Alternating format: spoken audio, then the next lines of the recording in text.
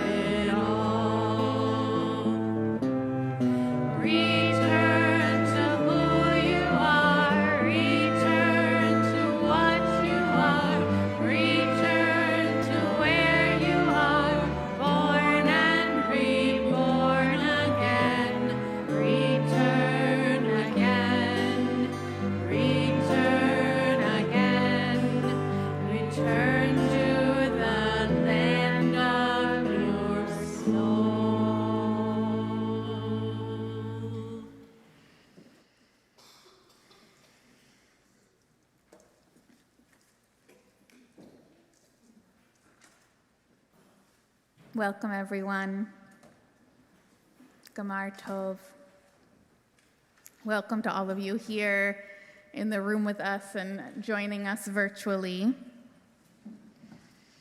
We learn in rabbinic literature that as apocalypse is approaching, we'll witness a proliferation of violence. Not a new kind of violence, rather a quite ordinary kind of violence, violence we have experienced before, but at a scale never experienced before.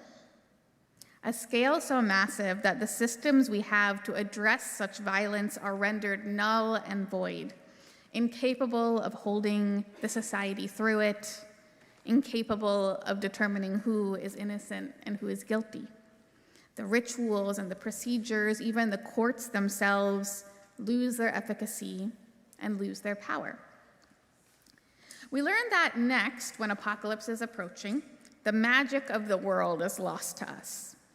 All that produced awe in us, all at which we marvel but cannot begin to understand, it starts to fade away. Even fruit loses its taste, they say. Its aroma, it's all gone. As apocalypse approaches, all that makes the world flavorful, all that makes the world juicy, is lost. They say that as apocalypse approaches, our exemplary leaders begin to die, one by one by one. And with each loss of leadership comes a corresponding loss of goodness, of safety, of faith, of wisdom. We learn that as apocalypse approaches, and I quote, "People of action dwindle, and violent and smooth-talking men gain the upper hand, and none seek, and none ask, and none inquire." As apocalypse approaches, they say the earth will still produce food, but it will be too expensive for us to acquire.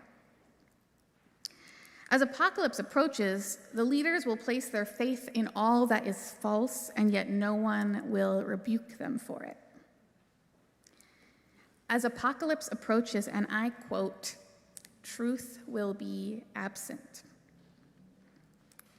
If these are warning signs of impending apocalypse, I would say we are living in it. And not just one impending apocalypse, it feels to me, rather multiple intersecting, interrelated I want it to be apocalypse, but it's apocalypses, I learned. How did our ancient rabbis know that all of these events would occur in the time of the approach of the apocalypse? Because we've been here before, because they lived through it, because this is not our first apocalypse. Perhaps this may feel disheartening, or maybe a disheartening way for us to begin our time together tonight, but I find it quite heartening, because we have been here before. We've lived through this before, which means we have lived through this before. Which means within our bones and our DNA and our stories and lessons that have been passed down over generations, we know how to get through this. We can get through this, and we will get through this together. So thank you all for being here, for bringing your broken hearts and your missed marks and the parts of you that are ready to admit your wrongs and the parts of you that may never be ready. We need all of it. We need all of us. But first, some logistics. One traditional part of this holiday is fasting, as you all may know. In the Talmud, there's a debate about whether one who is sick should fast on Yom Kippur, which turns into a debate about the debate, which is typical. And it's the debate about the debate is, well, who gets to decide whether a sick person should fast or not? And the rabbis ultimately decide that the person who is sick should decide for themselves because lev yodea marat nafsho, the heart knows the bitterness of its own soul, meaning you know what's best for your own body and soul. Choose accordingly. So my body and soul knows that I won't be able to serve as your shaliach, as your carrier through these 25 hours without water. So you might see me drinking water from the bima. I appreciate your understanding, and may it serve as a model of pikuach nefesh, of the protection of life in these times, and may you too take care of your bodies in the way that is well and right for you. And speaking of taking care of our bodies, there are quite a few in our community who aren't able to be with us in person tonight because they've come down with COVID. And so we kindly ask you to take measures for the safety of not just yourself, but also for others while you're here tonight. Test before coming, mask if you're not able to. Even if it doesn't feel like what your body needs, it might protect someone else in the room as well. And last but not least, on the logistical notes, everyone in the room, you should have kind of found your way to a prayer book as well as a supplement sheet. If not, they're in the back if you need one. And if you're joining us online, you can find both of those things linked on the High Holidays webpage. All right, I think those are our logistics. So with that, we are going to officially invite in this holy day with our candle lighting blessing. I'd love to invite up, are they all here? Nerissa and Tala and Chester and Carter? Oh yeah, there they are. To join me up here and help us to light our Yom Kippur candles. You can join us on page 688 for the candle lighting blessing.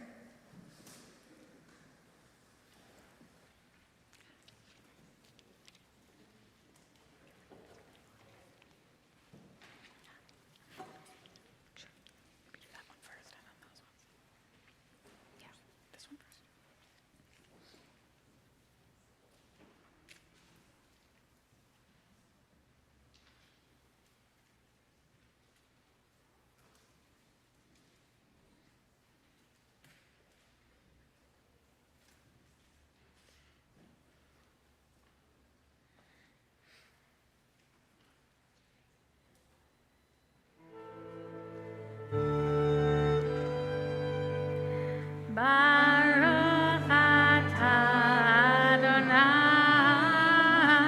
Eloheinu melech haolam asher kitshanu b'mitzvotav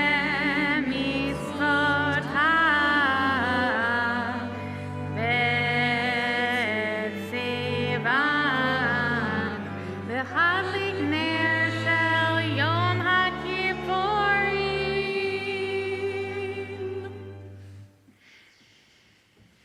Gemar Tov, thank you all for lighting our candles.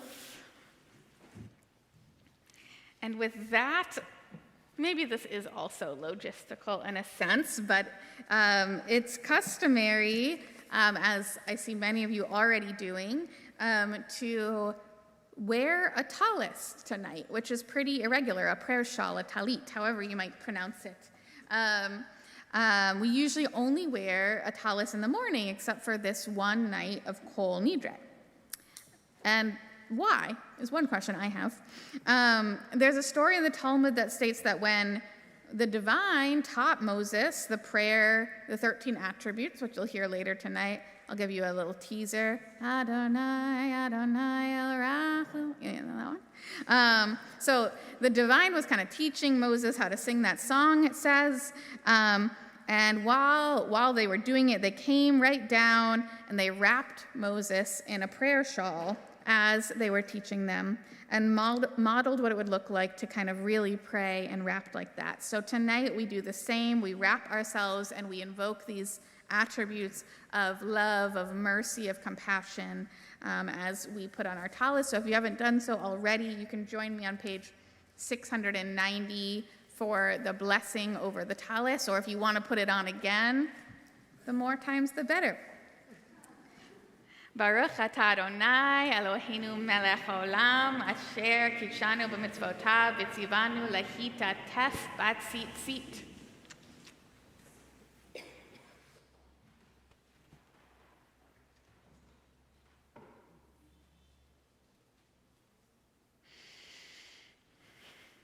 All right, now we're really ready to go. So at this time, we're going to jump into our Kol Nidre prayer. And one thing of note is that Yom Kippur, I think a lot of us, especially from our childhoods, got this sense of Yom Kippur as this time where we kind of beat ourselves up for our mistakes. We literally are pounding on our chests. But I would say this is actually far from a time where we beat ourselves up for our mistakes, and Kol Nidre embodies that. It's a pronouncement that declares that all the promises we made and yet remain unfulfilled are nullified. We don't punish ourselves for not following through on them. Instead, we are immediately beginning this holiday with self-forgiveness. And there's two different versions of Kol Nidre. The Sephardi version that says, from last Yom Kippur to this one, all the vows we made and we didn't fulfill are nullified. And the Ashkenazi one that says, all the vows that we will make starting today and going until the next Yom Kippur are nullified. So not only are we forgiven for the past, but we're forgiven for the future that we haven't even messed up yet. So we're not ending this 25 hours together with forgiveness. We're starting here. This is where we're going to begin tonight. It's our foundation. It's what we're rooting in. So in order to do so, I need some help because it's hard to be forgiving alone, even to ourselves. So I would love to invite up Feather and Jane to help open our ark, and Angelique and Danny to hold our Torahs for the recitation of Kol Nidre. We will begin on page 692 with a prayer in which I ask for your permission, and we ask for your permission to ask for this forgiveness and for this nullification on your behalf. Unfortunately, it is not transliterated, but I invite you to just let the words wash over you as we make our way into Kol Nidre. So page 692, please rise in body or spirit.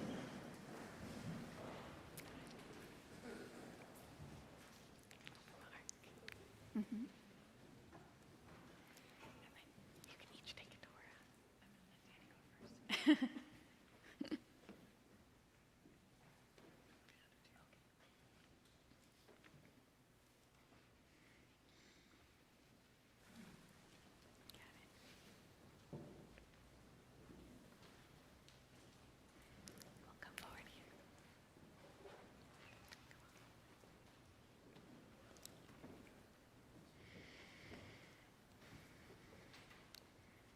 Beshiva shel mala, ubeshiva shel mata, al dat hamakom, al dat hakacha,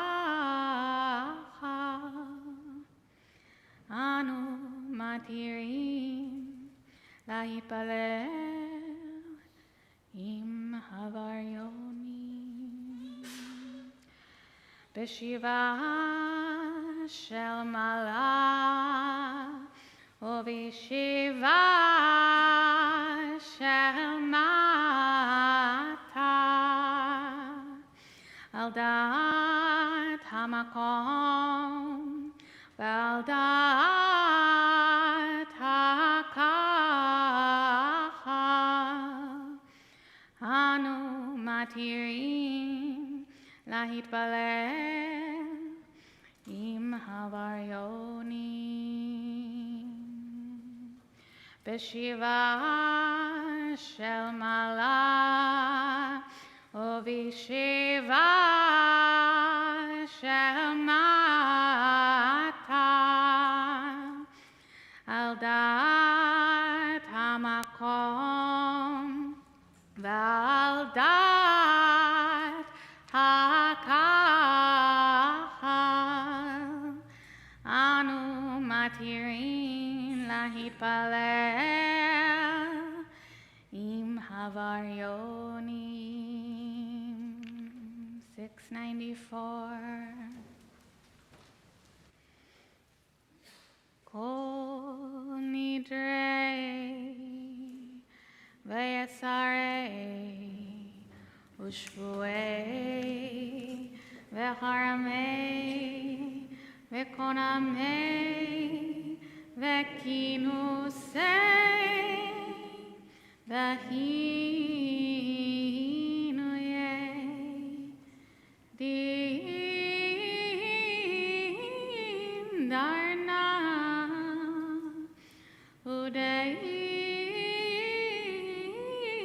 tabana, udia harimna, udia sarna, al nafshatana. Miyom Kippurim zeh ad Yom Kippurim haba aleinu letova kulhon yiratna vechon kulhon yehon sharan shavitim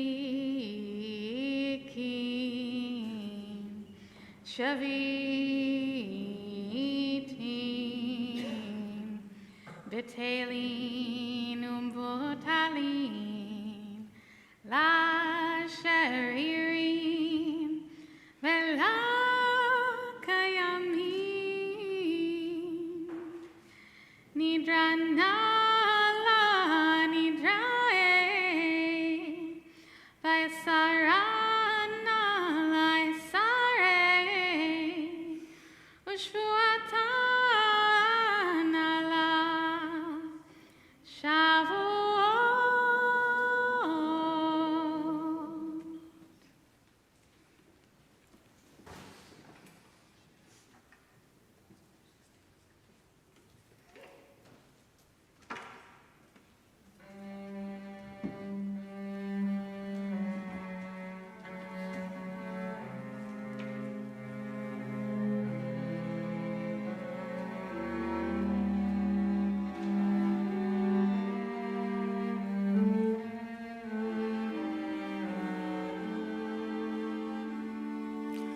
Kol Nidre ve'asare u'shuvoi ve'charamei ve'konamei ve'kinusei ve'kinuchinu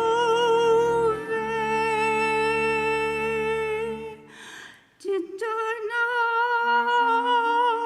udishana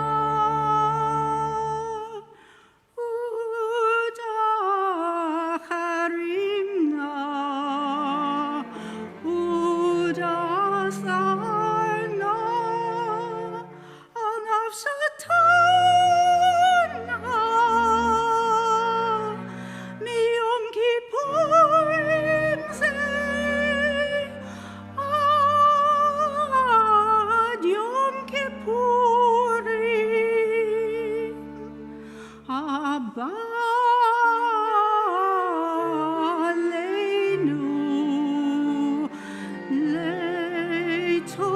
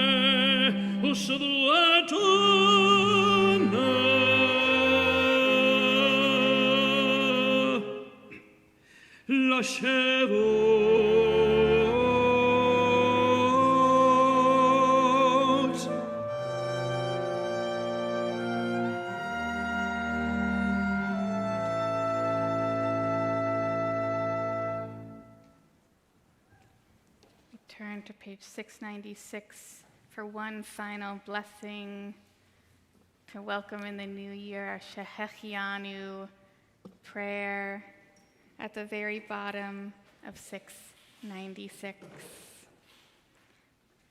Vayomer Adonai salachti kivarecha, Vayomer Adonai salachti kivarecha, Vayomer Adonai salachti kivarecha.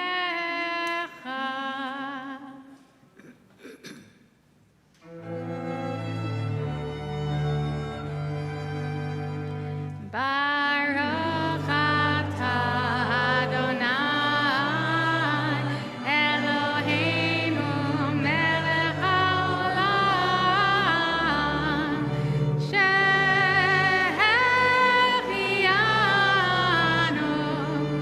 v'kiyamanu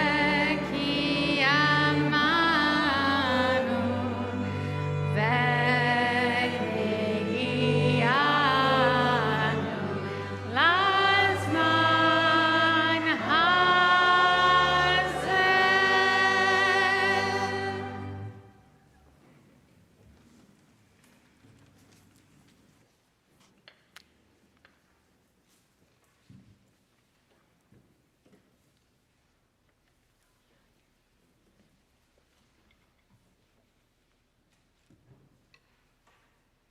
Yasher koach. Yasher koach. You may be seated. Yasher koach. Thank you, everyone.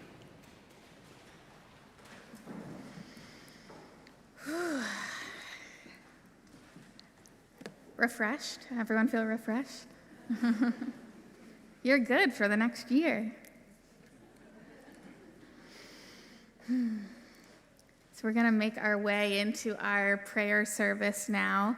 And one thing about Or Shalom is we always want you to be singing along with us, even if it doesn't sound like we do, even if you don't know the words, even if Hebrew is completely foreign to you. We always want your voices.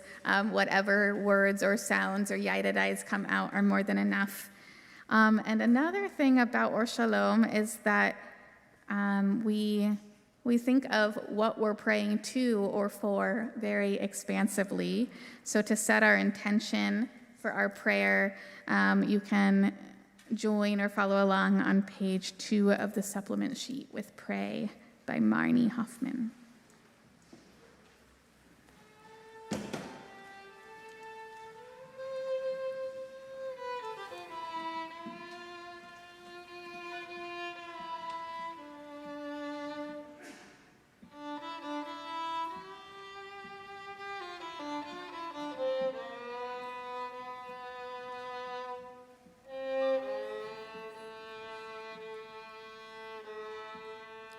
You don't have to believe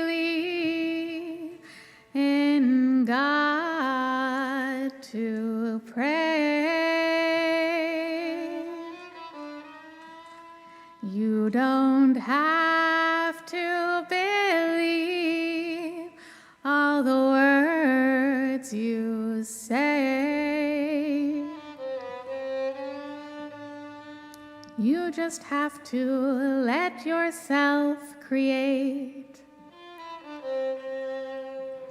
a sense of meaning that will saturate your life with depth and centeredness, that will help you feel at home, that will hold you through the dark abyss.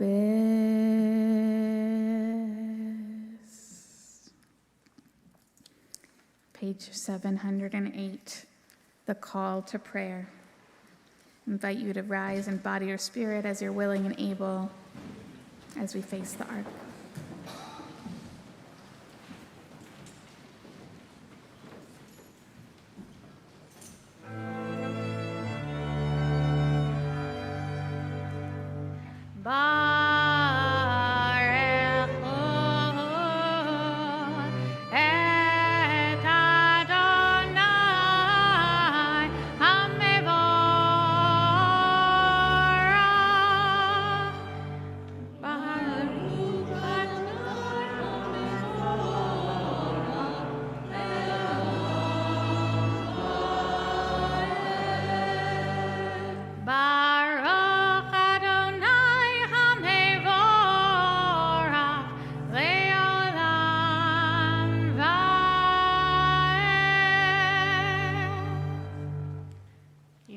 Seated.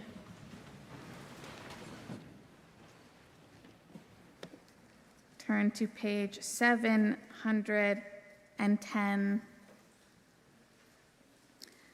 Ooh.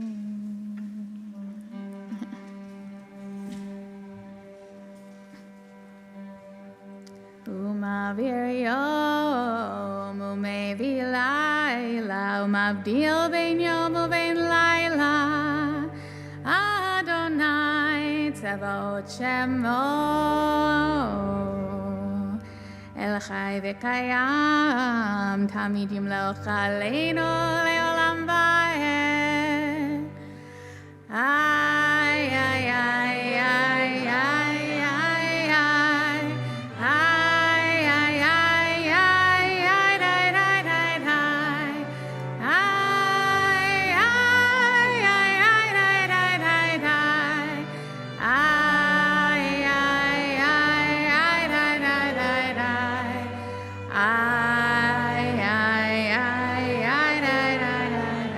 Baruch atah Adonai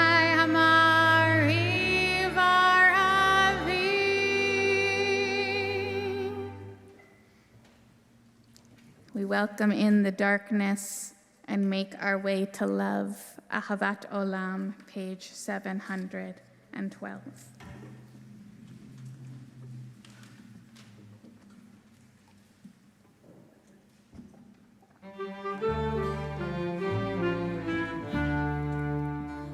Ahavat Olam, Beit Yisrael, Amcha Ahavta, Torah u'mitzvot, Hukim u'mishpatim, Otanu limadeta. Al ken Adonai Eloheinu, b'shokveinu u'b'kumleinu, nasiach behokecha, v'nismach b'divrei Toratecha, u'b'mitzvotecha, le'olam va'ed. Ki hem chayenu ve'orech yameinu ve'orech yameinu, uvahem negeh yomam v'layla, yomam v'layla.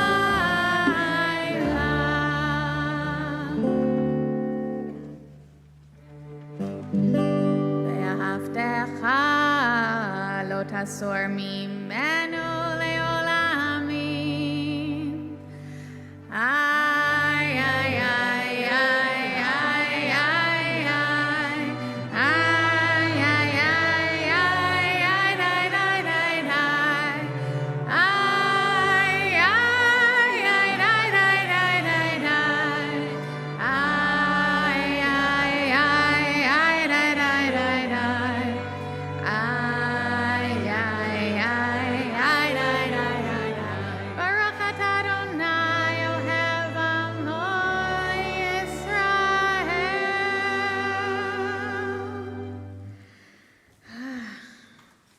Some love is surrounding us, everyone. So at this point, I'd love to invite up Lisa with a little Hugo on deck. Do I see Hugo anywhere? And maybe a buddy for Hugo, perhaps? Who knows? Or maybe just Hugo, which is more than enough for me. And Lisa is going to share with us an intention before we recite the Shema.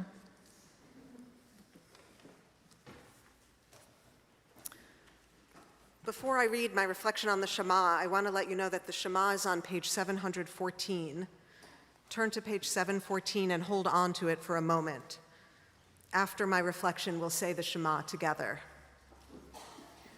Today, we'll also say out loud the line after the Shema line.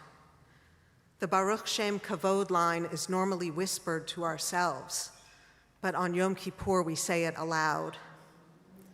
Saying this line aloud brings us a little closer to holiness on this holy day and lets us feel what it would be like to say loudly what we usually just whisper to ourselves.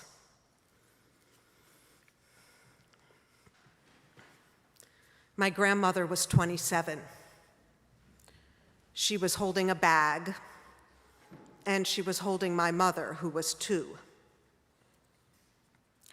That's the beginning of the story about my grandmother and the Shema that I've been telling at this service for some time. It's the story of one traumatic moment in my family's history. The message of the story is that we should live fully for the whole time we are alive. Another message that I want to emphasize this year is about healing from trauma. When there's trauma, it's not possible to live fully unless we have done the work of healing. That work can be hard. It can take time. It might take a new generation whose longing to live fully in the present is stronger than the pull of past trauma.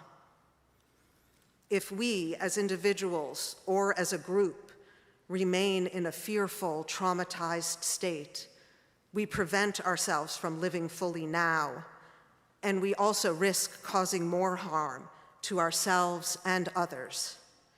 We risk repeating cycles of harm and creating more trauma, which is not something that I would ever want to do.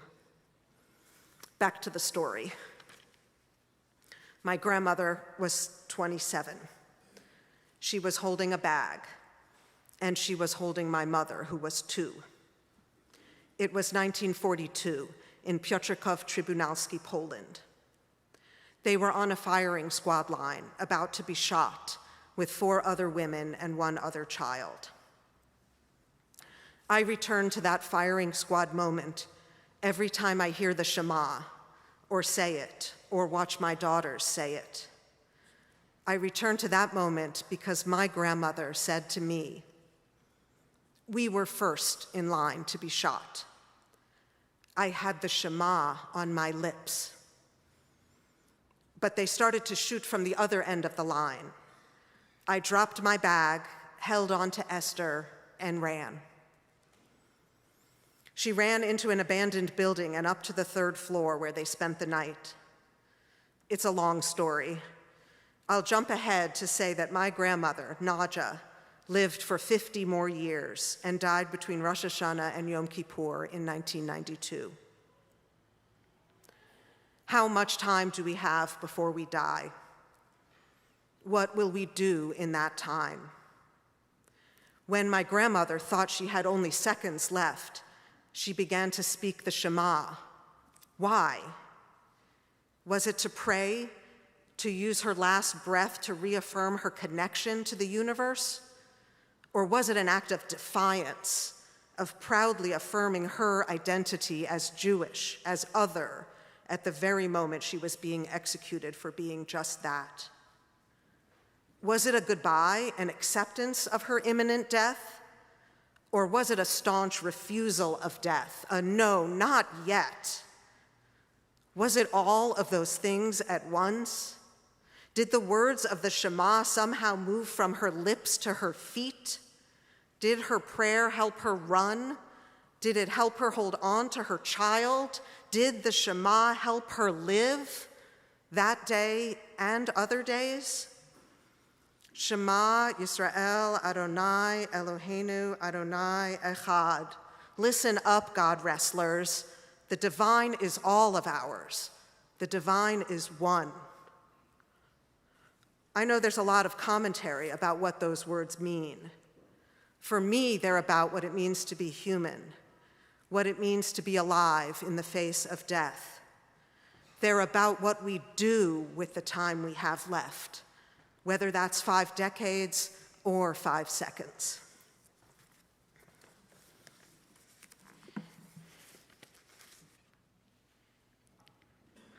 So with those words on our lips this time, we'll recite the Shema, page 714, and as Lisa said, say aloud the second line all together.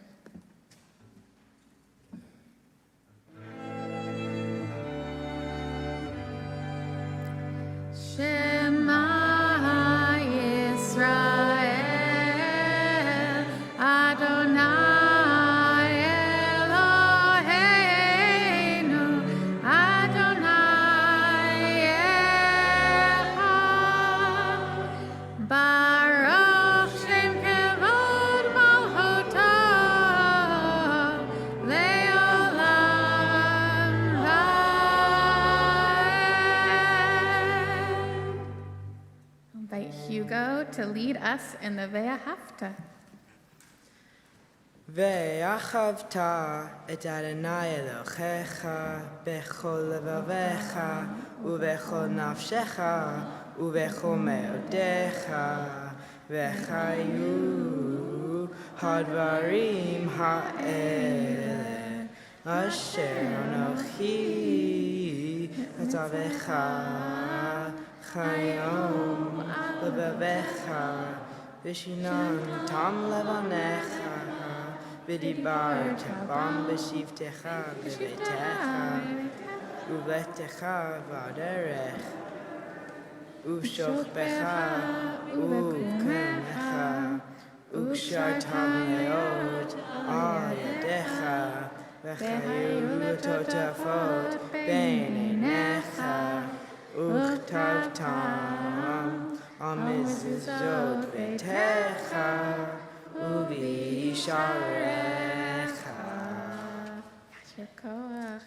We'll continue silently on our own with either biblical selection 1 or 2 on the following pages, joining back together at the end of 722. You can also just meditate on the practice of love.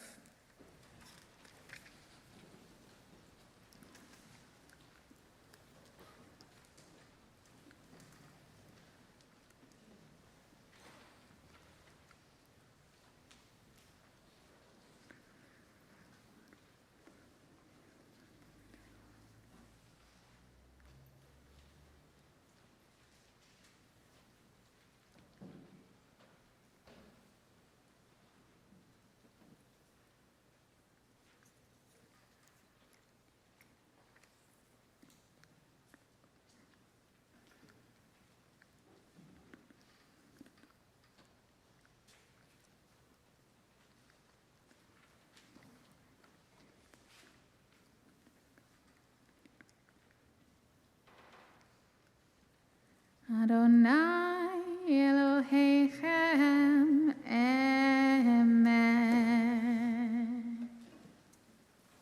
So while we may be living through an or many apocalypse, according to Rabbi Shimon ben Gamliel, a first century sage, there is no day as happy for the Jewish people as Yom Kippur. Why? For it's the day that we are forgiven. So maybe it feels misaligned for you to practice joy on a day like today or in a time like now, but by being in joy, we're breathing life back into, as I was saying earlier, this like juiceless world. Joy is not just a part of, but a prerequisite of the world of which we're dreaming. So let us bring in joy on this Yom Kippur along with the atonement and along with the sorrow. We'll turn to 728 for Mi Chamocha, and I'll invite up one of the most joyous people I know, Karena, to help lead us in this song.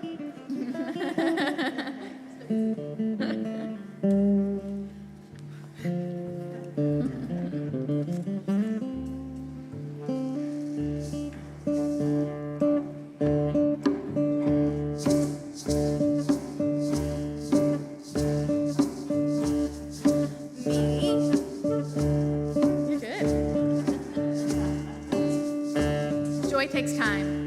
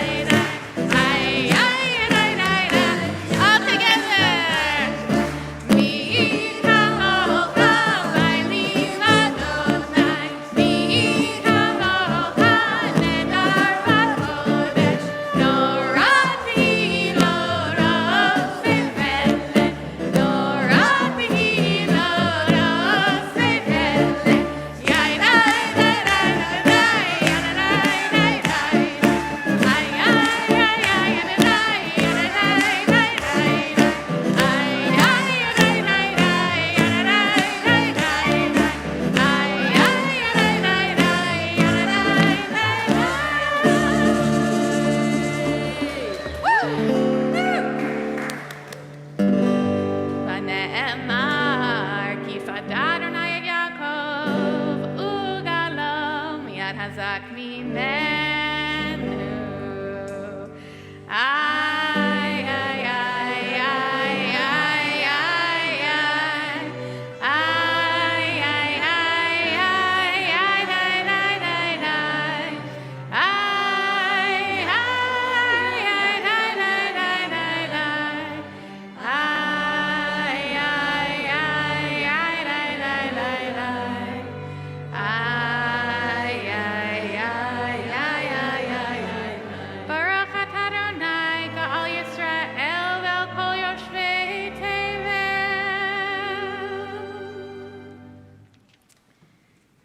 Blessed is the one that brings liberation to the peoples. And with that liberation comes peace. We turn to Hashkivenu, page 730 in the Hebrew, or 732 in transliteration, our prayer of and for peace.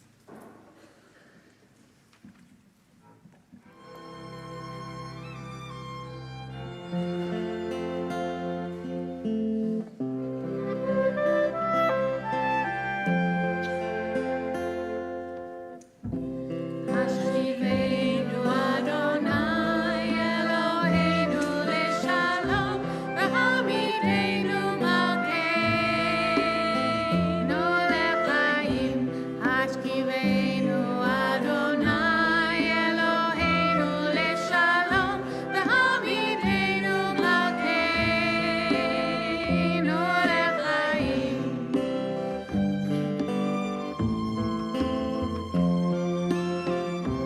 Hashkivenu Adonai Eloheinu leshalom, v'hamidenu malkeinu lechaim.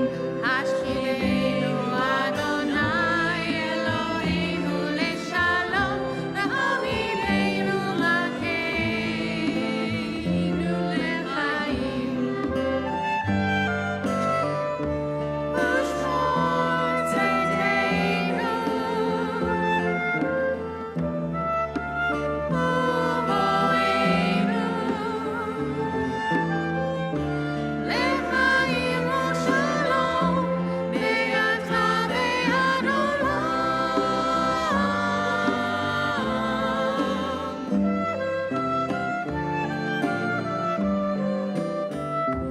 Hashkivenu Adonai Eloheinu leshalom, v'hamidenu malkeinu lechaim.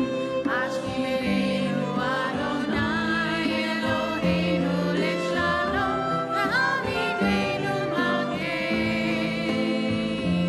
lechaim.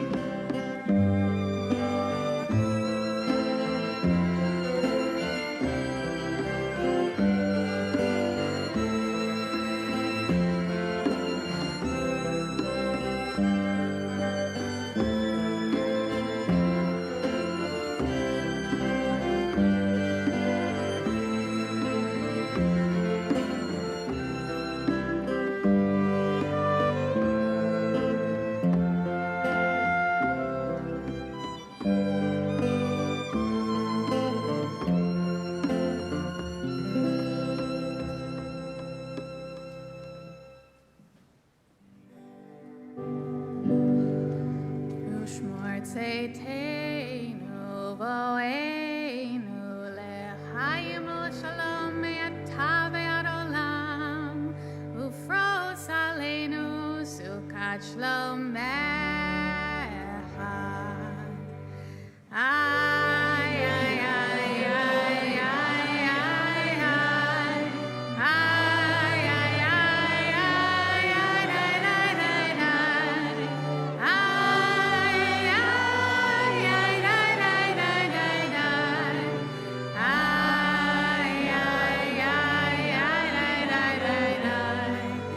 Ay, ay, ay, ay, ay, ay, ay. Baruch atah Adonai, haparei sukat shalom aleinu ve'al kol amo Yisrael, ve'al kol yoshvei tevel, ve'al Yerushalayim.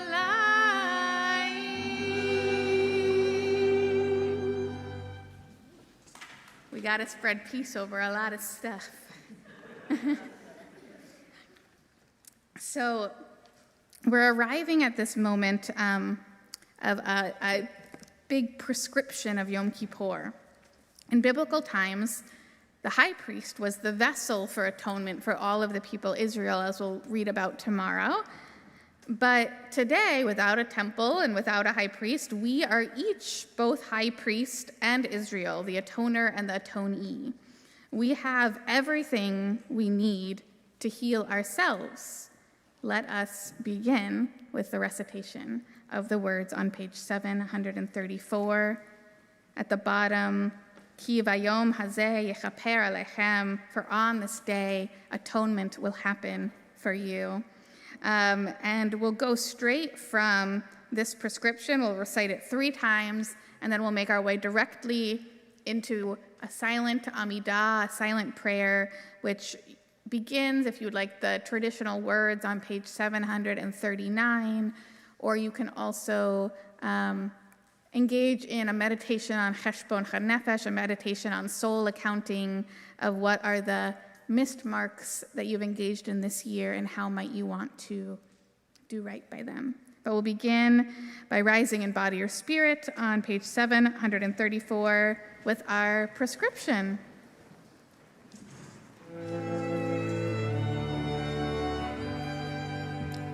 Ki vayom hazeh yechaper alechem letaher etchem mikol chatoteichem lifnei Adonai titharu. Again, ki vayom hazeh yechaper alechem letaher etchem mikol chatoteichem lifnei Adonai titharu. Once more.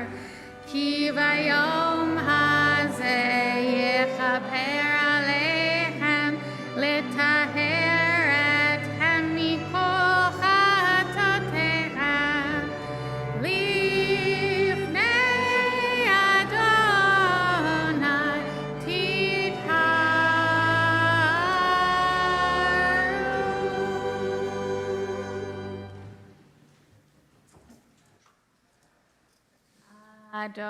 Adonai sefatai tiftach v'fi agitach yilatecha.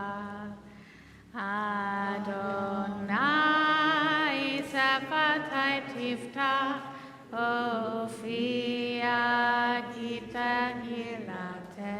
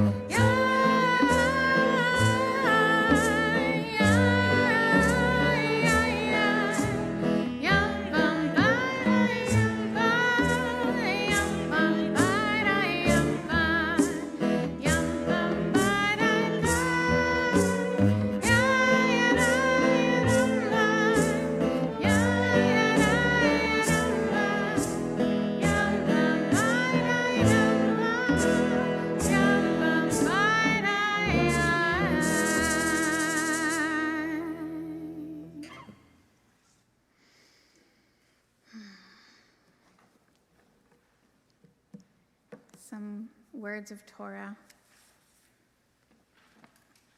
But I'll first begin with a prayer, the Hineni prayer, a prayer usually recited in the tomorrow's service, but which I'll share an interpretation of this evening, a prayer of presence, of accountability, of communal representation, and humble acceptance of the task at hand.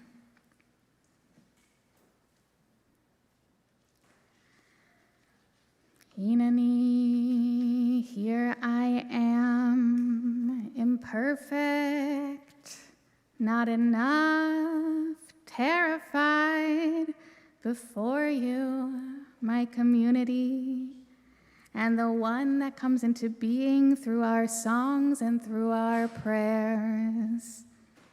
I come here now to root in pleading, in your presence for your people who have appointed me their guide, even though to be worthy of the task is impossible.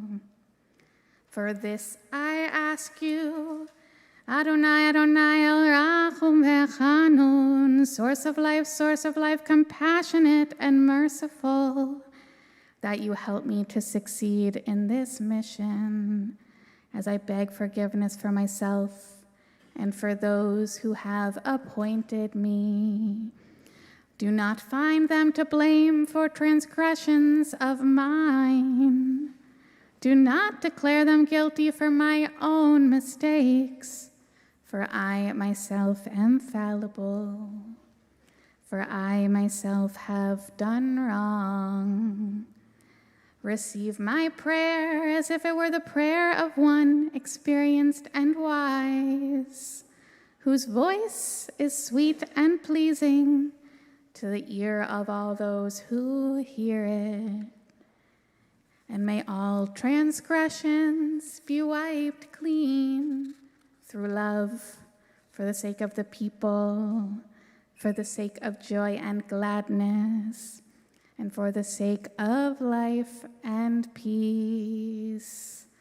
Blessed are you who listens to our prayer.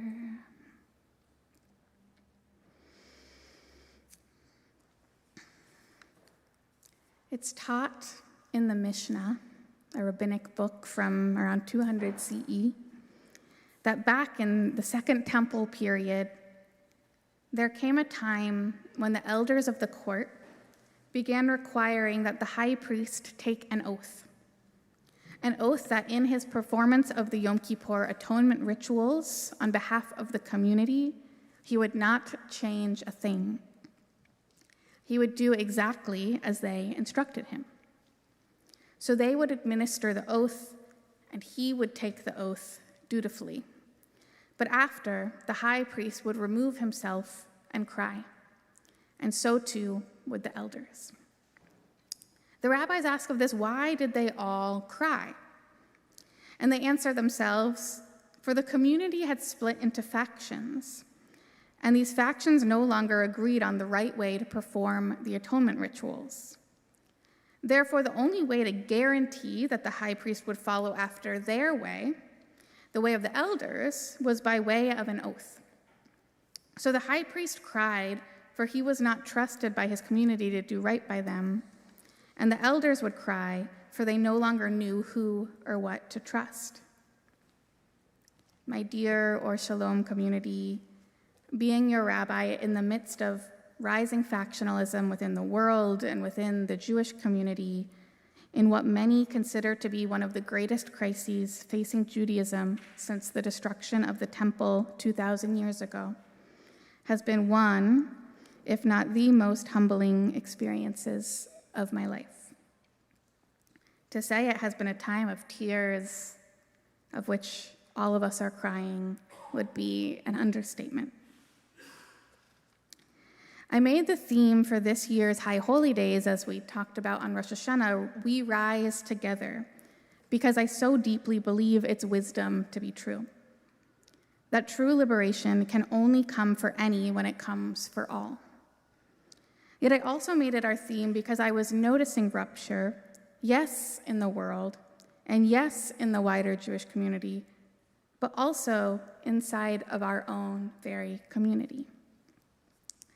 And if our small, relatively homogeneous community cannot rise together, then how can we expect the wider world to do so? On so much at Or Shalom, we agree and we love each other through it. And as I have learned, there has been a dividing wedge historically, and one that, given the circumstances as of late, has intensified. And that is our varying relationships to Zionism. This congregation is made up of liberal Zionists, progressive Zionists, anti-Zionists, non-Zionists, post-Zionists, and people who wish we would just stop talking about Zionism. We love each other. We support one another. And I have found we can be skeptical of one another. In times of activation, we can lose trust in one another. We're living in a time when both Zionist and anti-Zionist are considered dirty words depending with whom you're speaking. In a Western world where the power structures still make it safer to be Zionist than anti-Zionist, but in which the tide of public opinion is turning against Zionism. In a time when being a Zionist could mean exclusion, threats of violence, or as we've seen this year, death by vigilante violence, and when being an anti-Zionist could mean state persecution, criminalization, arrest, detainment, deportation, and death. I speak these words in a time that is dire, in which every passing second means more lives lost due to bombs and guns and starvation, so many lives. And a time that feels more urgent than quibbling over terminology and language, and yet in which language itself has the power to kill, to dominate. I imagine many of you do not want me right now to talk to you about Zionism. I really too do not want to talk to you about Zionism. Trust me, I tried really hard not to write this drush. But I believe we need to talk about Zionism. Why? Because we need to talk about directly and openly the very thing that is dividing us that usually remains silent. We do not have the luxury to be divided any longer. The stakes are too high. The risk is too great. If there's one thing I believe with full and utter faith, it is that this community, across our diversity of relationships to Zionism, wants what is best for every Jew, for the Jewish people, for every Palestinian, and for the Palestinian people. We want not just peace, but justice, not just safety, but liberation. So I talk to you tonight about Zionism in hopes that we can begin to better understand each other, and in so doing, can build a Jewish community big enough and broad enough to overcome the forces of power and domination, and build a world that is finally safe for every Jew and every Palestinian. For I fear the consequences if we do not. There are many kinds of Torah. There is the Torah, the 5 books of Moses. There is Torah de Rabbanan, or the oral Torah, mythically understood to have been passed down by word of mouth rather than written down. And there's also the Torah of us, the Torah we create to make sense of the world around us, in conversation with all the previous Torahs and wisdom traditions of which we interact, religious and secular. This drash is the Torah of you. The Torah I have learned from you all over the past 2 years, collated, sifted through for themes, and presented back to you humbly. I do not claim it to be whole. I do not claim it to be fully representative. But I hope it allows each of you to see something in your fellow, something in this community that you did not see before. For as it says in Pirkei Avot, the ancient wisdom book, turn it, and everything is in it. Turn us, and everything is in us. So let's begin. I think our main problem begins with definitions. There's no shared definition of Zionism, and there's no shared definition of anti-Zionism. I have noticed that when one party critiques the other, not necessarily at Or Shalom, but in the wider world, each camp writes their own definition of the other's ideology. They then proceed to knock down the definitional straw man that they themselves have constructed, whether they purposefully did so or not, illustrating, look, how illogical and biased and wrong these people are. Yet they do so based on a definition of the other that has very little to do with the other's self-understanding of themselves. For example, many Zionists define anti-Zionism as an ideology that seeks to delegitimize and thus destroy Israel as the only Jewish state. According to many Zionists, anti-Zionists do not believe in the Jewish people's right to national self-determination, as has every other people, they say. Rather, anti-Zionists, they say, single out Israel for critique for no reason other than that it is a Jewish state.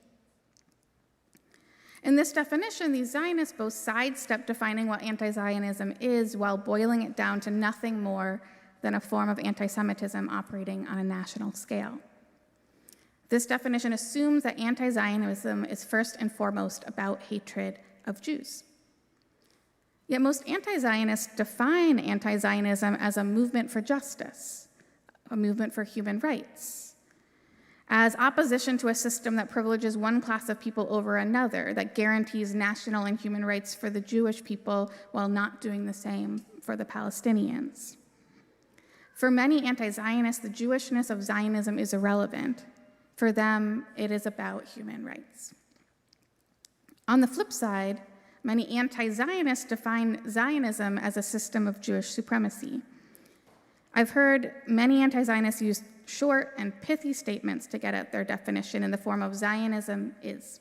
Zionism is racism. Zionism is ethnic cleansing. Zionism is settler colonialism. While these terms could, and we could argue, are describing actions that are being taken in the name of Zionism, or at least certain Zionisms, this formulation renders them definitional. Zionism becomes nothing but a synonym for these acts, and nothing more than that. Yet most Zionists don't define Zionism this way. They define it as a movement for Jewish liberation through national self-determination. It is the right for Jews within a political system built around nation states to have their own in their historic homeland. As you can see, each way one party defines the other sets up a straw man. If you're anti-Zionist, you're anti-Semitic. If you're Zionist, you're racist. But most anti-Zionists I know personally are not anti-Semitic, and most Zionists I know personally do not support racism or ethnic cleansing. The setting up of these straw men may serve some rhetorical or strategic purpose, but it does not change hearts and minds. It does nothing to build the broad coalition we need for all of us to get free. I'm not naive enough to claim there are no big differences between Zionists and anti-Zionists. There are, and the stakes of such differences are existential. But I fear that it's leading those of us on the side of universal human rights, which I believe is everyone here in this room, to choose to form coalitions with those with whom we have diametrically opposed values, simply for the sake of upholding either support for or opposition to Jewish nationalism. Personally, I would rather be in a big and broad coalition of human rights defenders than in a movement where everyone shares my thinking on Zionism, which, let me tell you, is complicated. And not only do I desire this, but I think it's necessary. I fear that if we, in the broader sense of we, do not unify across this rhetorical and ideological distinction, the consequences will be dire for Palestinians, for Israelis, and for the soul of the Jewish people. The stakes are high. Yet we do in this community, in the Jewish community, fail to unify. Why? I believe we don't unify because we don't feel safe enough to do so. And this lack of a sense of safety leads to a lack of trust. And I think all of this is rooted in the fact that we don't really actually understand each other. For it's easier to believe in the caricatures we make up of one another than to really do the work of understanding one another. So I want to begin with understanding. I don't feign to know from my limited and individual perspective how every Zionist or every anti-Zionist or any of the other in-between ones feels, but I've had enough conversation with all of you, my ideologically diverse rainbow of teachers, to hope that I can somewhat fairly represent both parties, albeit quite imperfectly, so that you all may receive the gift I have received from you, the gift of learning from one another. I will ask for your compassion and offer teshuvah in advance for the ways these descriptions will inevitably be incomplete. For each party, I'm going to speak in the language of we, in the spirit of Yom Kippur and collective accountability, no matter where I personally fall on the ideological spectrum. I'll begin speaking from the perspective of progressive Zionists, and then we'll switch to speaking from the perspective of anti-Zionists.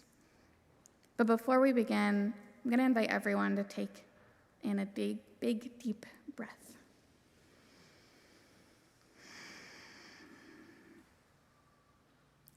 Feel your feet on the ground.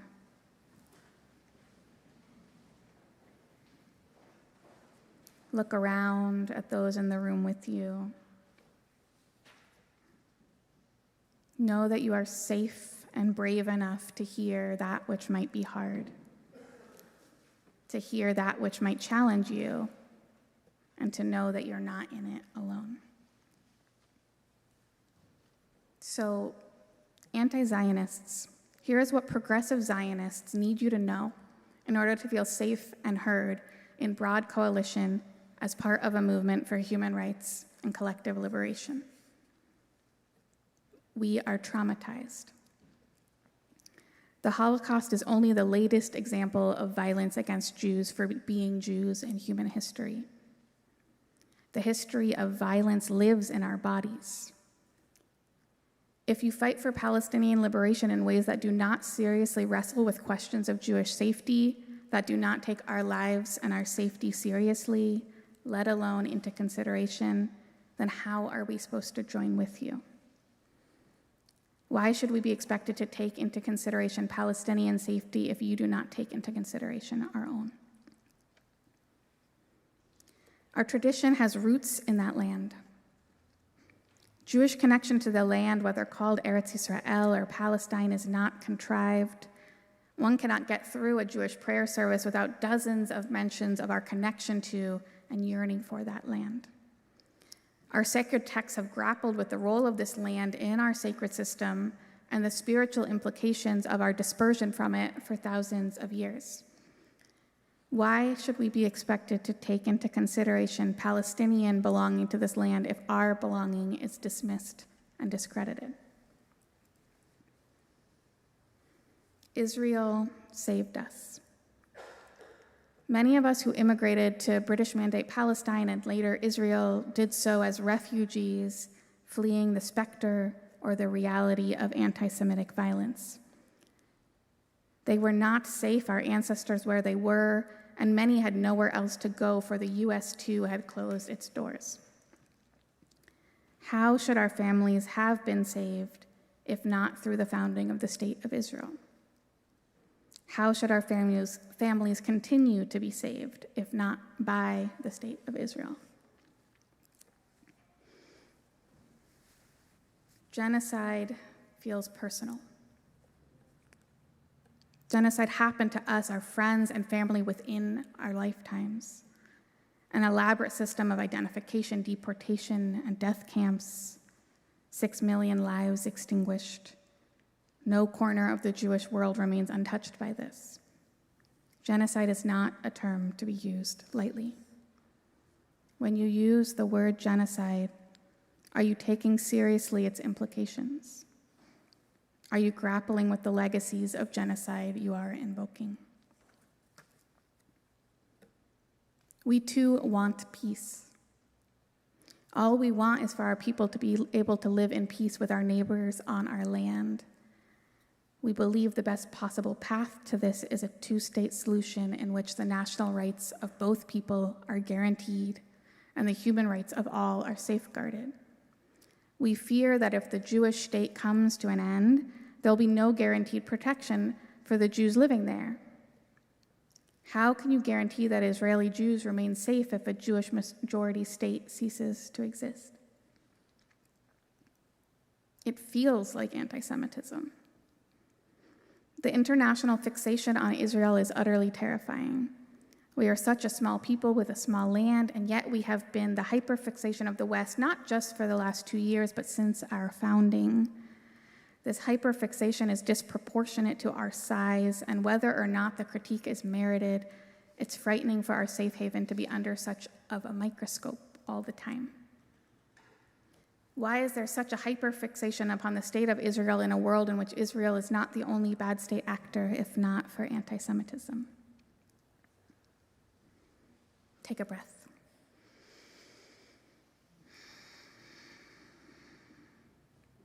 Whether what I just shared reflected you, missed the mark, or challenged you out of your comfort zone, you're still safe here. We can hold it all and stay together. But for now, let's turn. Zionists, here is what anti-Zionists need you to know in order to feel safe and heard in a broad coalition as part of a movement for human rights and collective liberation. As long as Zionism has existed, so too has anti-Zionism. In the late 19th and early 20th century, Jews faced with the reality of anti-Semitism came up with many possible solutions to affect Jewish safety. Zionism was just one. When you equate anti-Zionism with anti-Semitism or say that anti-Zionists are not real Jews, you are erasing us, not just in the now, but whole Jewish histories, whole Jewish cultures that have existed for 150 years. Are you willing to accept us as full and legitimate Jews who simply practice and express our Judaism differently than you? The problem did not begin in 1967. The founding of the State of Israel in 1948 was predicated upon the Nakba, the expulsion of 750,000 Palestinians from their land and not allowed to return. If you skip to 1967 and say the only issue is the West Bank and Gaza, you are missing the root of the problem as well as the reason Palestinians resist. Are you willing to truly grapple with this root, the cycle of violence it engenders, and what might be required to stop it? There is a power differential. This is not a war between two equal parties. It's not a battle between a moral state actor and terrorists. It's a struggle between a state with one of the largest militaries in the world, illegally occupying the land of another people while denying them basic human rights. And those stateless people who choose to resist that occupation, quite often by nonviolent and sometimes by quite violent means. While one can debate the ethics of Palestinian resistance movements and tactics, while one can be morally outraged by the violence, one cannot claim that it's a war between equals. Are you willing to believe in a reality in which you are not the sole or primary victim? The real danger of anti-Semitism is being co-opted by Trump and religious nationalists for their own agenda. Here in the United States, accusations of anti-Semitism leveraged against critics of Israel are being used to silence, to fire, to deport, to incarcerate. In Israel and Palestine, they're being used to kill, starve, and expel an entire civilian population. Anti-Semitism is real, but when it is misused as a tool to silence any dissent, then we fear real presentations of anti-Semitism will also end up getting ignored by people who would otherwise be our allies. Are you willing to stop accusing us of anti-Semitism for being opposed to what is being done in the name of Zionism? Instead, unite with us to fight against real threats of anti-Semitism worldwide. Zionism has led to the deaths of tens, if not hundreds of thousands of people. While the form of Zionism carrying out the violence at present may not be the one you believe in or practice, this violence is being committed in the name of Zionism and in the name of Jewish safety. Are you willing to engage in teshuvah for the violence being done in your name? Are you willing to call your own community, whether that be Jewish or Zionist, to account? We are losing the Jewish soul. While we can imagine how devastating the loss of the state of Israel would be to so many, we are more concerned about the loss of the Jewish soul. Jewish people in Israel are, according to Palestinian reports, genocide scholars, the UN, and international and Israeli human rights organizations, carrying out a genocide in the name of Judaism. While many Jewish people the world over are actively defending or passively accepting it as an unfortunate reality of the continuation of the Jewish state. For us to be the perpetrator is a much crueler torture than to be the victim. Are you too scared for the loss of the Jewish soul? Take a breath.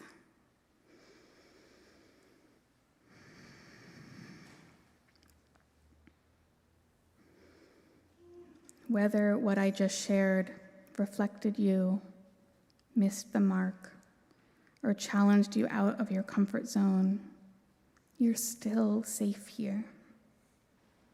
We can hold it all and stay together.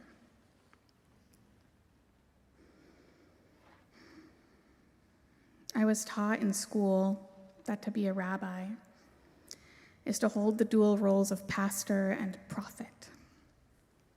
The pastor, like Moses, tends to the community's spiritual and emotional needs, validates the individual, and harmonizes the collective, guiding them on the journey of where they need to go. The prophet, like Eliyahu Hanavi, stands apart from the people, tells them the exact thing they do not want and are not ready to hear, and yet still need to hear, their own moral culpability. A pastor makes people comfortable, a prophet makes people uncomfortable. A pastor is well-liked and revered, a prophet is reviled, often persecuted, exiled, imprisoned, tortured, killed. Both roles are utterly and wholly necessary, and neither is enough on its own. In this Torah, I hope I'm doing both. As a pastor, I see you all, your hearts and your heartbreak, and I want us to stay together for the sake of this community, absolutely, but also for the sake of the world. And yet also the most prophetic thing I can say right now is that we need each other. Not in some palatable, we're all going to be the same way that sweeps our differences under the rug in the name of Shalom Bayit, in the name of a harmonious home, but rather in the if we don't stay together, I am scared how many more will die way. In the book of Jeremiah, Jeremiah warns that if the people do not turn away from acts of injustice in which they're engaged, Jerusalem will be destroyed, and the people carried off into exile. But the people did not listen. They preferred to listen to false prophets who promised peace without any required behavioral change. As we know, Jerusalem was destroyed. So in this season, let us heed the call. Let us turn away from injustice in which we are complicit, willingly or unwillingly, and turn toward one another in our ideologically diverse yet values-aligned multitudes. It is already too late for so many, but may our tikkun be a healing. May our turning be a healing. May our turning save lives. Gamar Tov, everyone.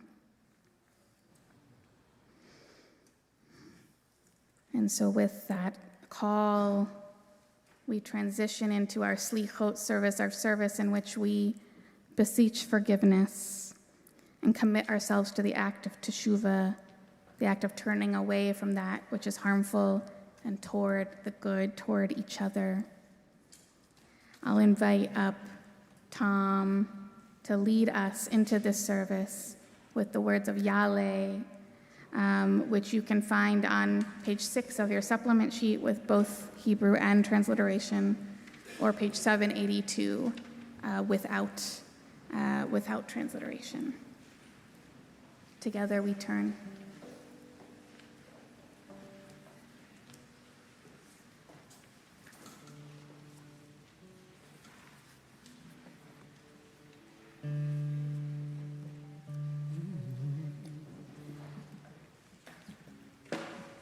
And I invite you to rise and body your spirit as you're willing and able.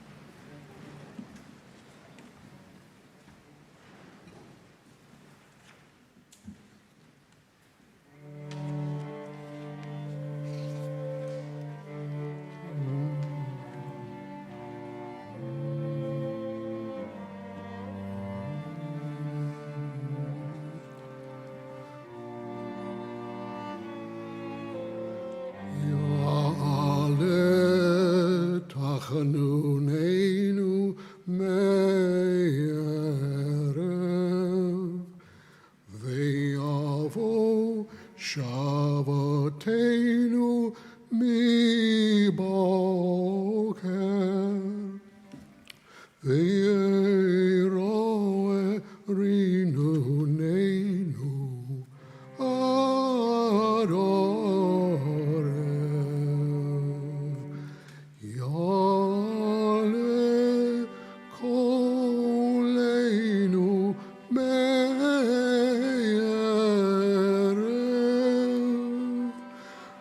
ויבוא צדקתנו מבוקר, ויראה פדיוננו עד ערב. יעלה עינוינו מערב,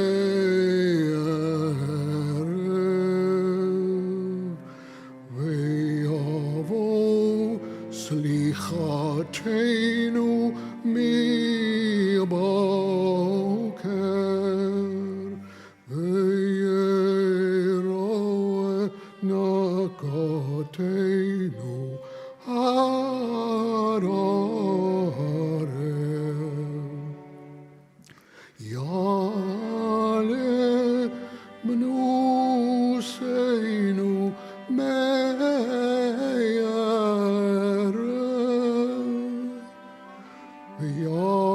ויבוא למענו מהבוקר, ויראה כיפורנו עד ערב.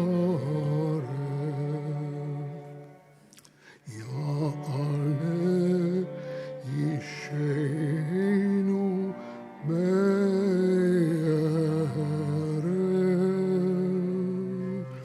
ויבוא צהרנו מבוקר, ויראה חינוננו עד ערב. יעלה זיכרוננו מערב,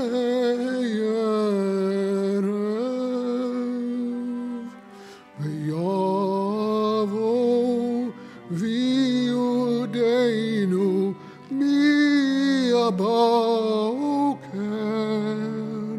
ויראה הדרתנו עד ערב. יעלה דופקנו מערב, ויבוא גילנו מהבוקר,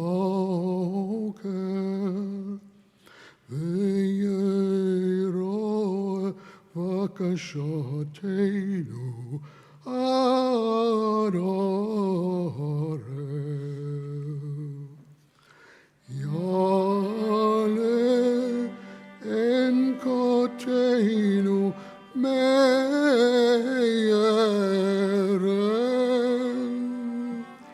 ויבואו אליך מהבוקר, וירא אלינו עד עורף.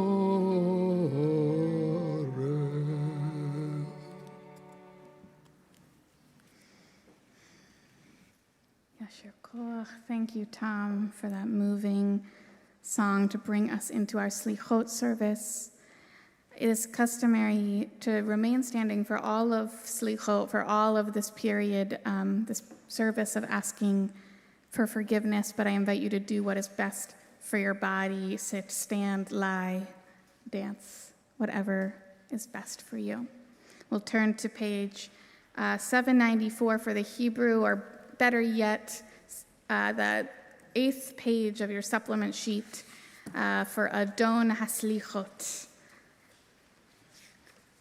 our song of the Master of Forgiveness.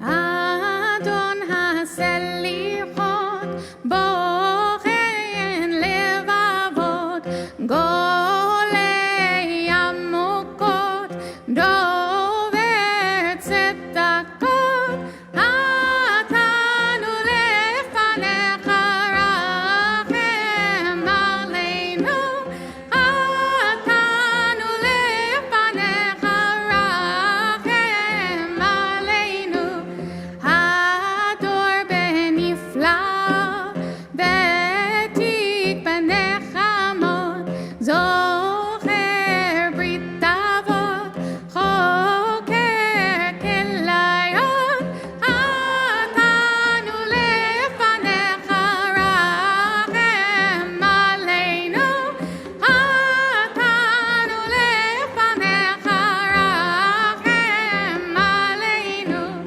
Tohu meitiv labriot, Yodea kol nistarot, Kovei shavonot, Lovei tzedakot, Atanu lefanecha rachem aleinu, Atanu lefanecha rachem aleinu. Malei zakuyot, Yorat tehirot, Zolei ha'kavonot, Onei betzarot, Atanu lefanecha rachem aleinu, Atanu lefanecha rachem aleinu. Poel Yeshua, Sofei atidot, Korei hadorot, Rochev aravot, Shomei atefilot, Tebim deot, Atanu lefanecha rachem aleinu, Atanu lefanecha rachem aleinu, Atanu lefanecha rachem aleinu. Page 812, we recite the 13 attributes of love, of mercy, of kindness that we both ask of the universe, but that we also ask to reflect and act as ourselves. I give the wrong 812. Is that what I said? Yes. Okay, great.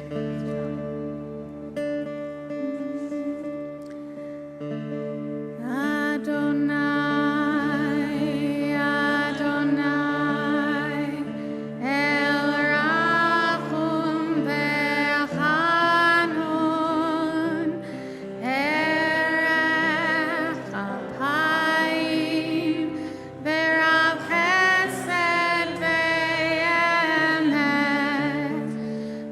Notzer chesed lalafim, nosei avon v'avesha, v'chata v'nakeh. Adonai, Adonai, El Rahum v'chanon, Erech Apayim, v'rav chesed v'emet, Notzer chesed lalafim, Nosei avon v'avesha, v'chata v'nakeh. V'salachta la'avoneinu u'chatatenu u'nchaltanu.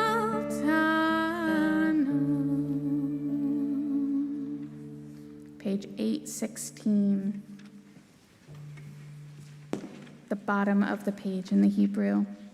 We begin with Slach lanu, Machal lanu, Kaper lanu. May we be forgiven, may we be shown mercy, may we be purified.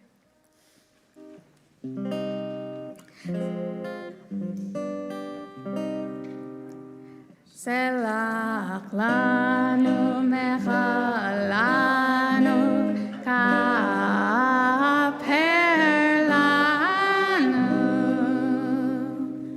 Ki anu amecha ve'ata Eloheinu, anu vanecha ve'ata avinu, anu avadecha ve'ata Adoneinu, anu kehalecha ve'ata chelkeinu, anu nachalecha ve'ata goraleinu, anu tzonecha ve'ata roeinu, anu charmecha ve'ata notreinu, anu peuletecha ve'ata yotzreinu, anu raitecha ve'ata dodeinu, anu seguletecha ve'ata keroveinu, anu amecha ve'ata malkeinu, anu mamirecha ve'ata mamireinu.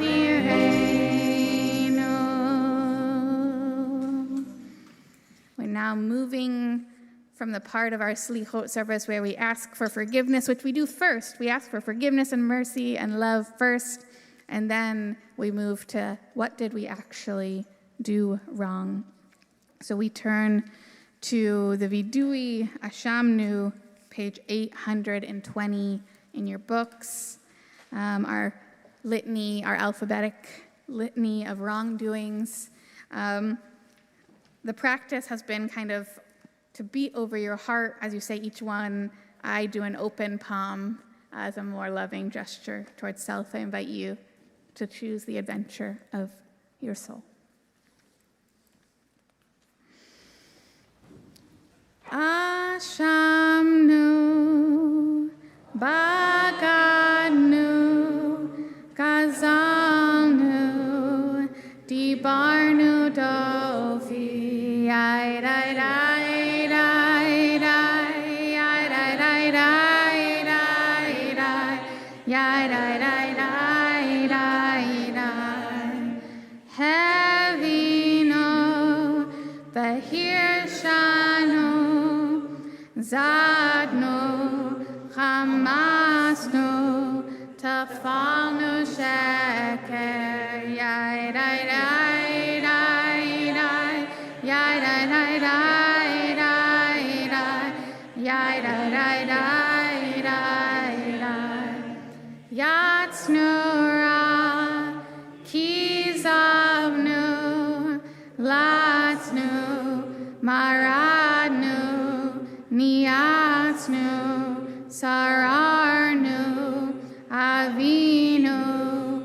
Hashanu, Sararnu, Kishinu Oref, Yai Dai Dai Dai Dai, Ay Ay Ay Ay Ay Ay, Ay Ay Ay Ay Ay Ay, Rashanu, Shichatnu, Tiavnu, Tainu, Titanu, Yai Dai Dai Dai Dai, Ay Ay Ay Ay Ay Ay, Ay Ay Ay Ay Ay Ay. I invite you to continue taking care of your bodies as we engage in a practice instead of the traditional al-chet, another confession of our sins.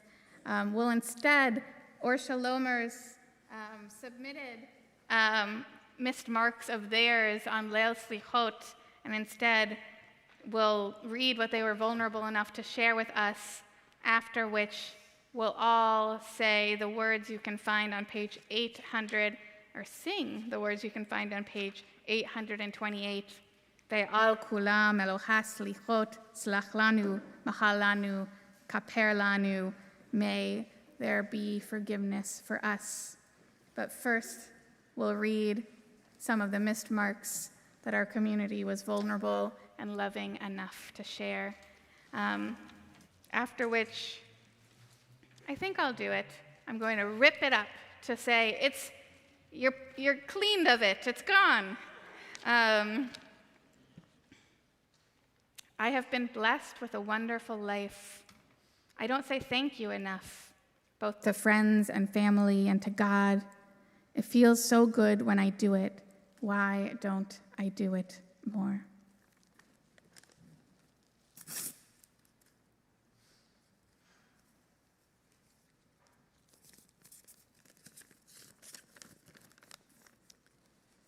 I have not given my pets enough of the attention they deserve.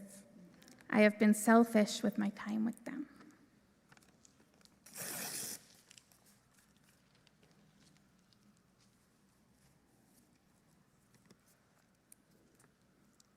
I wished for the suffering of certain people. We sing together.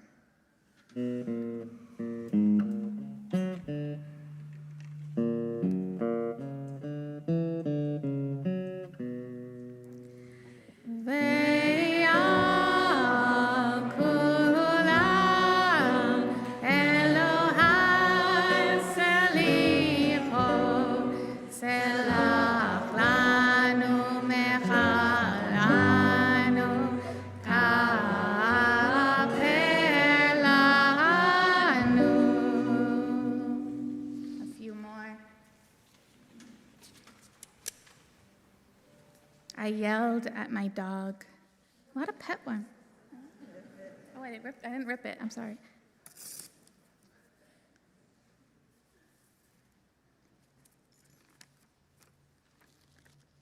I have failed to be as loving and supportive to my family, friends, and self, being caught up in worry and fear.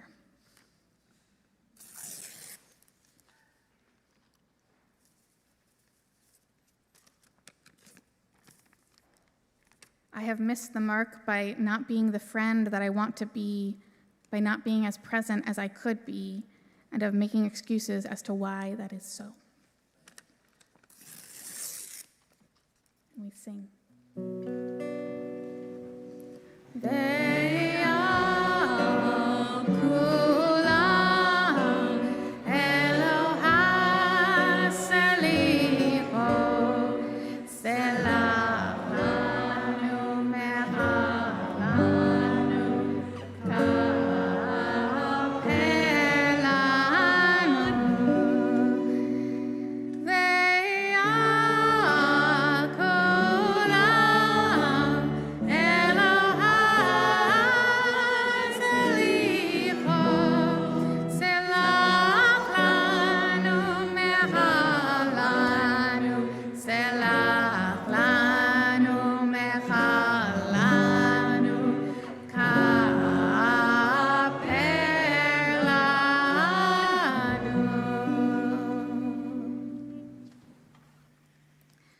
this time, I'd love to invite up Beth and Bryna to read one more Or Shalom practice introduced this year.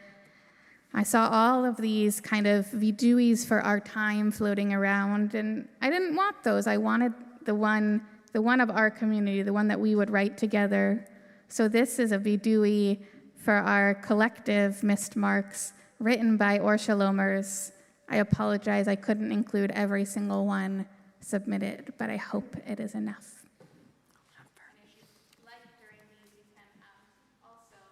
Hold your heart for each one as well.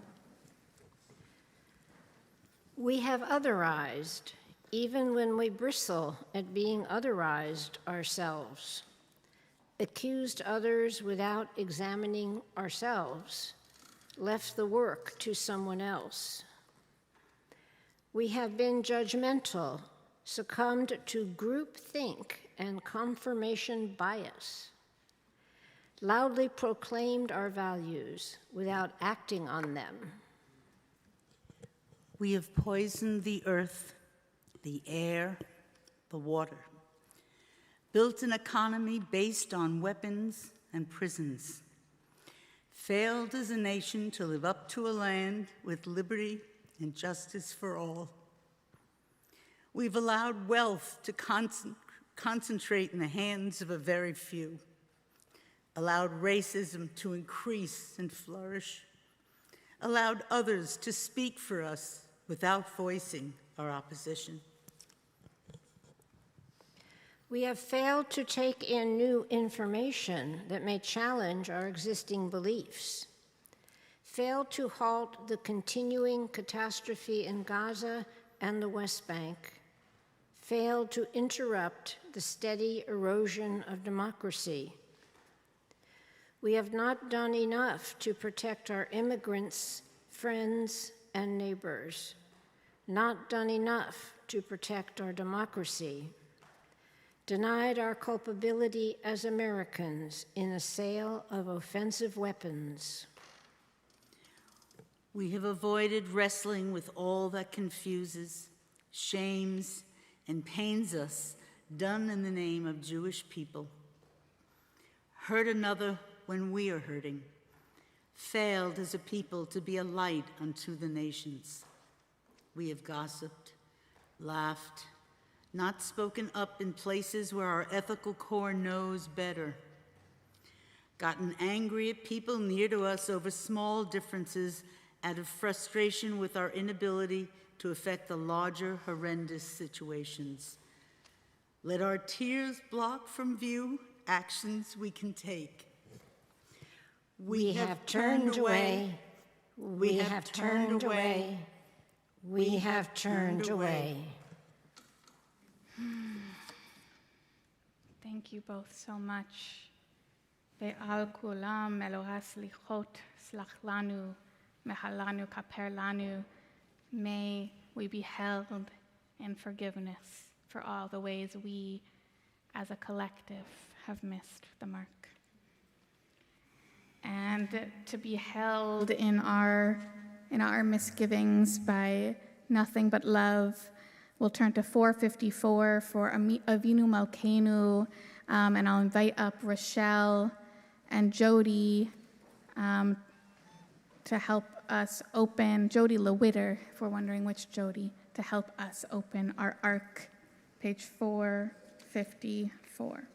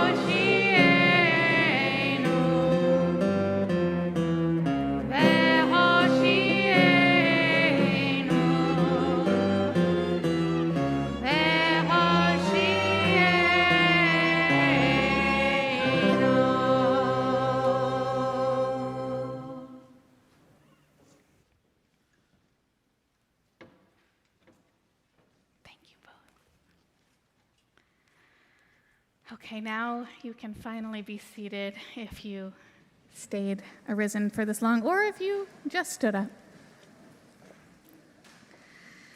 We turn now to our prayer for healing for all those in our community who are in need of healing of mind or of body or of spirit. We'll sing the words on page 2 of your supplement sheet, I believe. Ana elna rafana la, a simple blessing for healing, in the midst of which I'll read names of those in need of healing in our community and then invite you to share as well.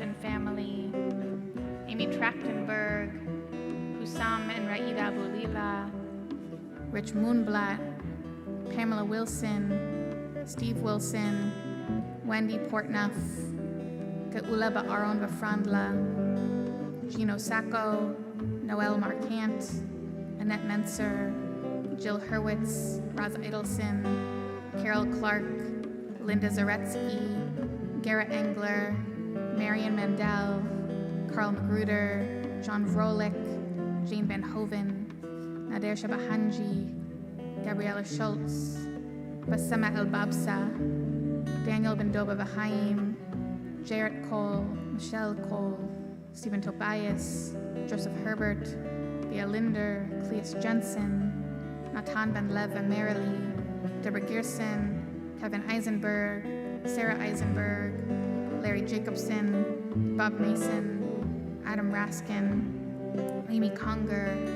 Emily Ullman Levis, Harav Rachel Abraham Barivka, Rabbi Katie Mizrahi, Lauren Means, Susan Ross, Peter Smith, Devora Hana Aliza Batbatya, Kochava Bat Devora Hana Aliza, Jude Fox, Corey Weinstein, Tara Devlin, Laura Viola, Linda Liebschutz, and Stephanie Weissman, as well as all those for whom we don't know their names, injured in acts of violence. And we turn to you all for names that you want to share.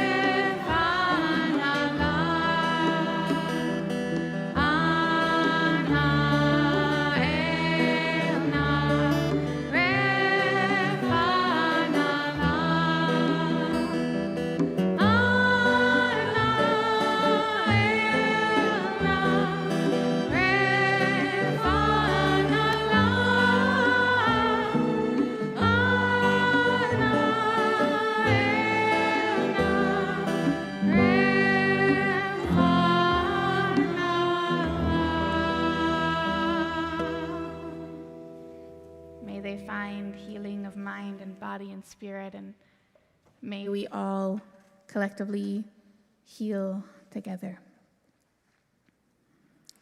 We'll turn now to the recitation of Mourner's Kaddish, which you can find on page 1216 in your books.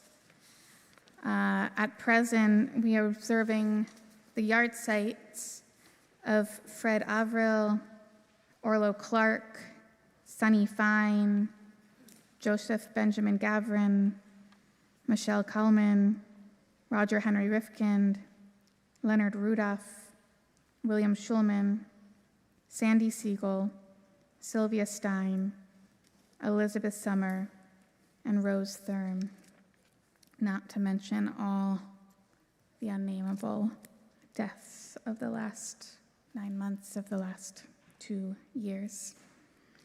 And I'll invite it for you all to share any names if you're in mourning or observing a yard site.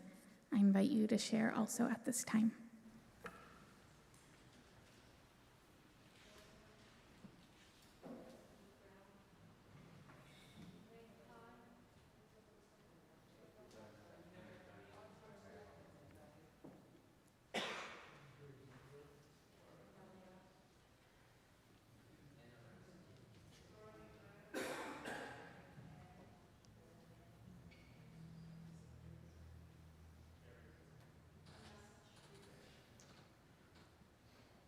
Any names over here? Turn to page 1216. If it's your custom, or if you're in mourning or observing a yard site, I invite you to rise in body or spirit. Yitkadal v'yitkadash Shemei Rabbah, Be'alma divra chirutei ve'amlich malchutei, Bechayechon v'yomechon uvchaye dachol Beit Yisrael, Ba'agala uvizman kari v'yimru amen. Yahei Shmei Rabbah mevarach leolam olmei almaya. Yitbarach v'yishtabach v'yitpa'ar v'yitromam v'yitnaseh v'yithadar v'yitaleh v'yitalal Shemei dekudesha brechu. La'ela mikol birchata v'shirata tushbechata v'nechemata da'amiran be'elma v'yimru amen. Yehei shlama rabba min shamaya v'chaim aleinu ve'el kol Yisrael v'yimru amen. Osei shalom b'mromav hu ya'aseh shalom aleinu ve'el kol Yisrael ve'el kol yoshvei tevel v'yimru amen. May their memories be for a blessing. And for you all, we sing a psalm of this year, a psalm of this time of year, a psalm of comfort, page 1218, the words of Ahat Sha'alti, may we dwell in a house of total safety.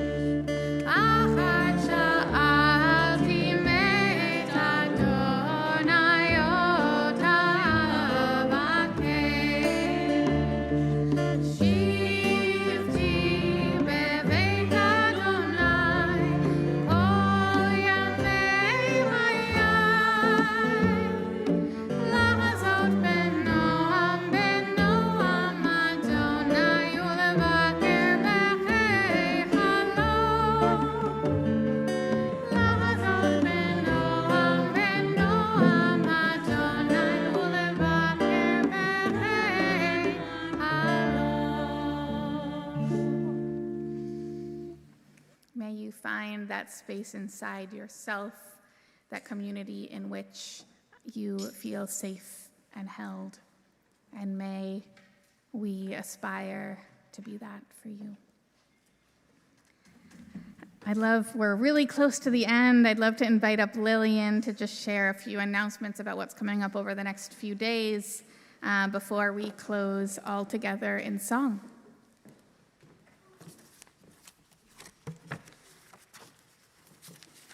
Hi, haven't spoken on the Bima since last week.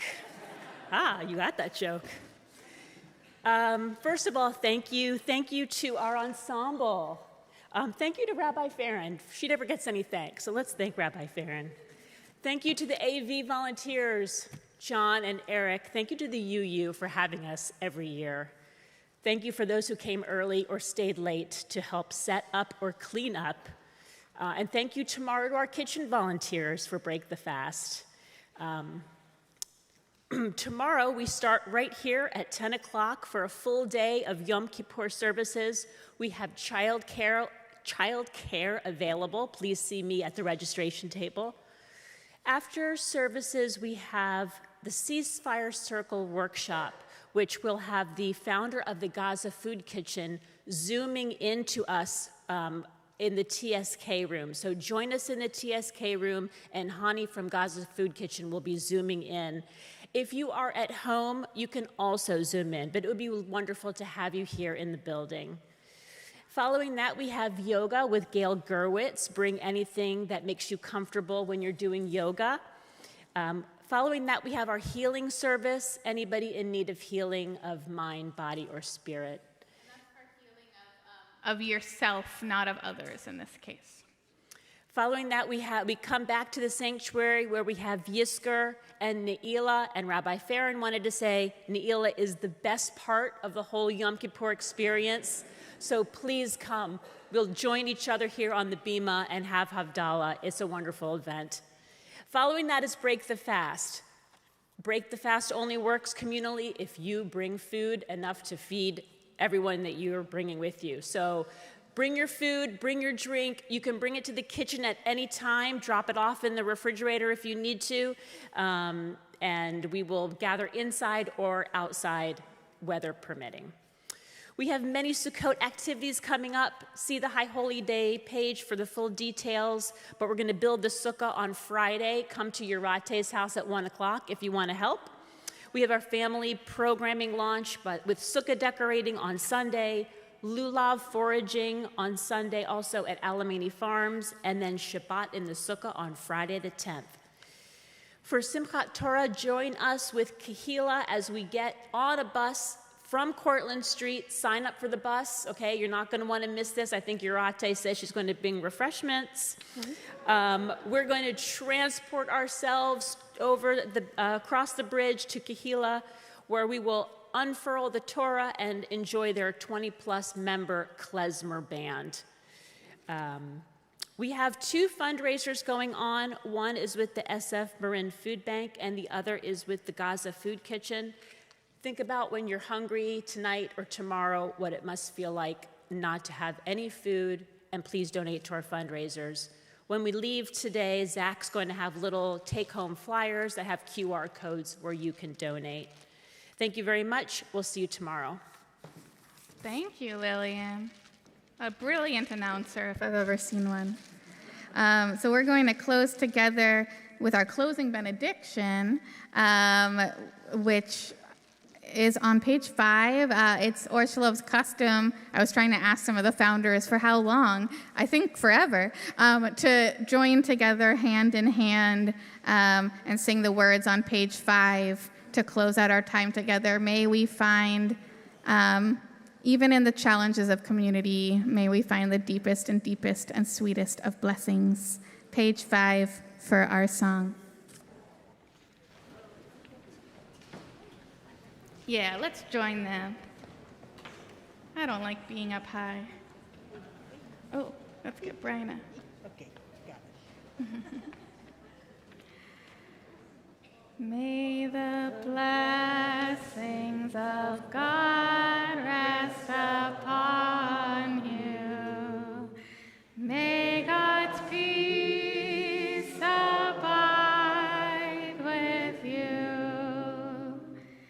May God's presence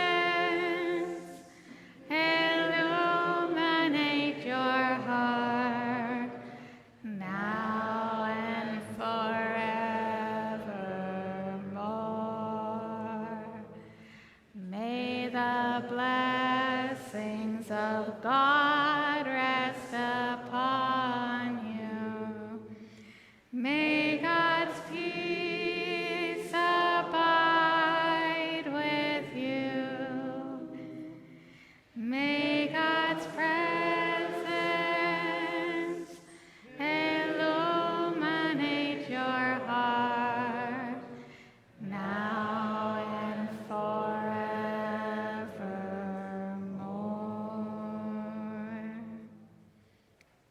Har Hatima Tova. May it be an easy fast, and may you be sealed in the book of life. Good night, everybody. Thank you.